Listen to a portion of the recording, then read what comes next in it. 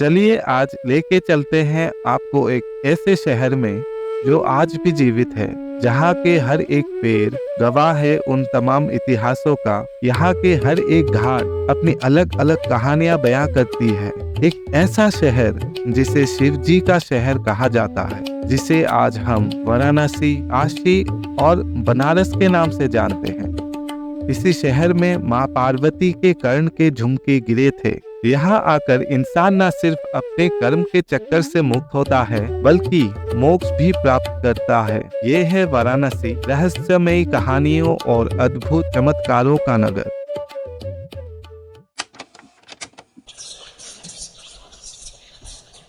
This video is for educational purposes with information from various sources. It respects all beliefs, recognizing that interpretations may vary across different traditions. We aim to share these stories respectfully. Hello दोस्तों, मैं प्रतिम आप सबका स्वागत करता हूं एक नए recap episode में। माफी चाहता हूं कि कुछ कारणों की वजह से हम कुछ हफ्तों तक अपलोड नहीं कर पाए, लेकिन अब हम वापस आ गए हैं नए एपिसोड के साथ।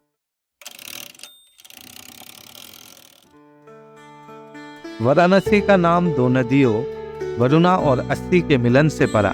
ये दो नदियाँ इस शहर में मिलती है और आध्यात्म और जीवन शक्ति का प्रतीक है। वाराणसी को काशी के नाम से भी जाना जाता है। प्राचीन कहानी कहती है कि सृष्टि की रचना के बाद भगवान शिव को पृथ्वी पर एक ऐसी स्थान की जरूरत थी जो आध्यात्म का केंद्र बन सके।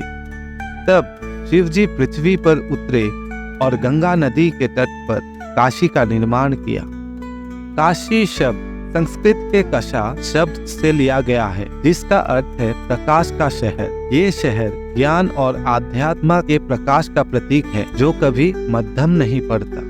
काशी को ऐसा शहर माना जाता है जो समय और आपदाओं से परहेज करता है। जब भगवान शिव अपना तांडव करते हैं, तब भी यह शहर अक्षुण्ण रहता है। ये उसकी अमर शक्ति का प्रतीक है। ऐसा भी माना जाता है कि जो व्यक्ति काशी में प्राण त्यागता है, उसे मोक्ष प्राप्त होता है और भगवान शिव स्वयं उसे कैलाश ले जाते हैं।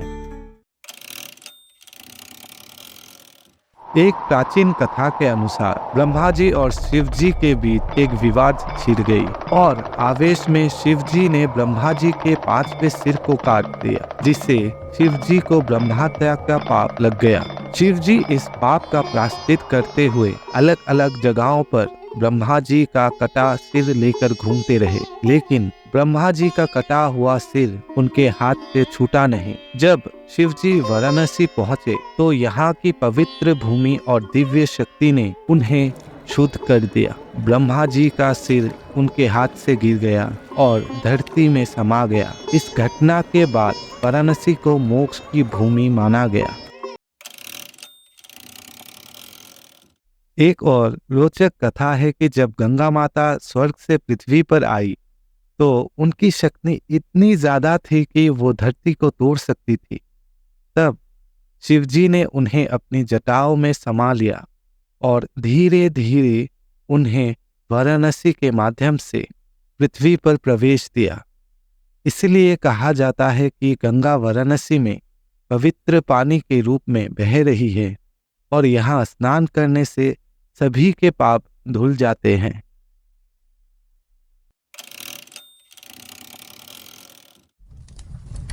चलिए लेके चलते हैं आपको उस स्थान में जहां आत्मा सांसारिक बंधनों से मुक्त होता है।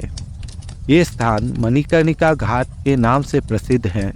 पौराणिक कहानी के अनुसार जब भगवान शिव और माता पार्वती काशी आए थे, तब शिव जी ने इस स्थान को अपनी तपस्या के लिए चुना। माता पार्वती ने यहाँ अपना कर्णफूल गिराया था, इसलिए इस घाट का नाम मणिकर्णिका पड़ा। मणि का मतलब मोती और कर्णिका का मतलब है कान। एक और कथा के अनुसार भगवान विष्णु ने अपनी तपस्या के समय यहाँ एक कुंड का निर्माण किया था, जिसे मणिकर्णिका कुंड कहते हैं। जब शिवजी और माता पार्वती यहाँ आए तो पार्वती जी का कंगन इस कुंड में गिर गया था। तब से ये स्थान पवित्र माना जाने लगा। मणिकर्णिका घाट को महाशमशान भी कहा जाता है, क्योंकि यहाँ मृतक शरीरों का अंतिम संस्कार होता है। यहाँ की आग, जिसे अखंड धूनी कहा जाता है, कभी नहीं बुझती और लगातार जल रही है। मणिकर्णिका घाट न सिर्फ मोक्ष का केंद्र है, बल्कि ये जीवन और मृत्यु का चक्र का प्रतीक भी है। यहाँ आपको एक अजीब सी शांति और दिव्यता का अनुभव होता है। आज भी यहाँ हर दिन हजारों लोग अपने अपनों का अंतिम संस्कार करते हैं।